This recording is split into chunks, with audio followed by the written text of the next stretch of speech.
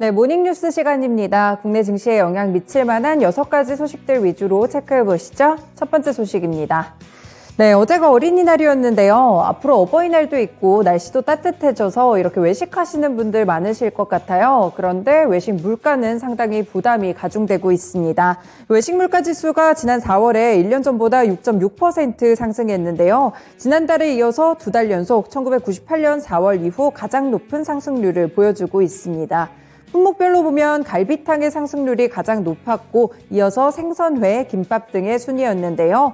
고기류 같은 경우에는 지난달 같은 달 대비했을 때 외식 물가 상승률이 소고기가 가장 높았고 돼지갈비, 삼겹살 등으로 집계가 됐습니다. 현재 러시아의 우크라이나 침공과 인도네시아의 파묘 수출 금지로 국제 곡물 식용유 가격이 급등하면서 외식 물가 압력이 커진 상황인데요.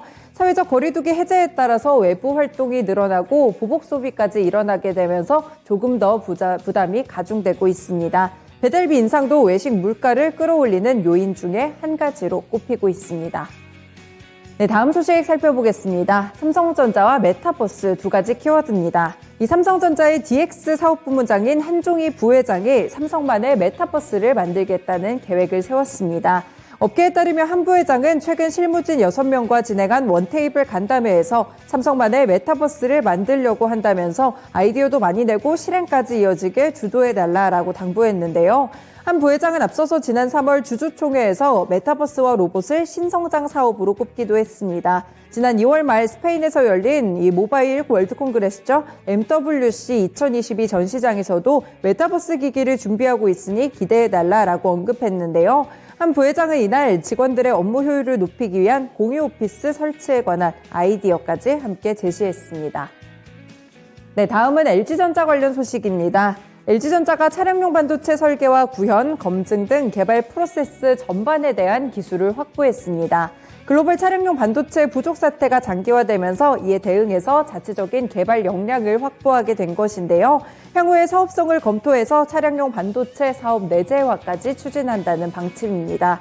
네, LG전자는 최근에 독일 시험 인증 전문기관 TÜV 라인란드로부터 차량용 반도체 개발 프로세스에 대한 인증을 받았다고 밝혔는데요.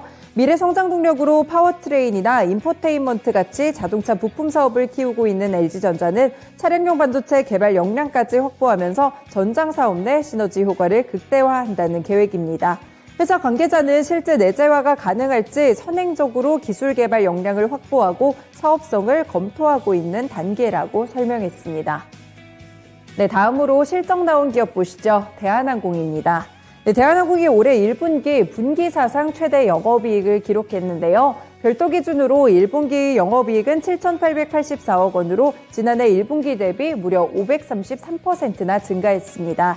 그리고 별도 기간 매출은 2조 8,052억 원으로 지난해 1분기 대비 60% 늘어났고요. 당기순이익은 5,439억 원으로 흑자 전환했습니다. 대한항공은 해외 각국의 입국 제한 완화로 올해 1분기 여객 노선 매출이 지난해보다 128% 증가한 3,598억 원을 기록했다고 밝혔는데요. 올해 3월 21일부터 한국에서 해외 입국자 격리 면제 조치를 시행하게 되면서 여행 심리가 굉장히 회복되는 추세라고 밝혔습니다. 올해 1분기 화물 노선 매출은 2조 1,486억 원을 기록했습니다. 다음 소식입니다. 이상용차 인수에 나섰다가 실패했던 에디슨 모터사의 관계사죠. 에디슨 EV의 파산 신청이 법원에 접수됐습니다.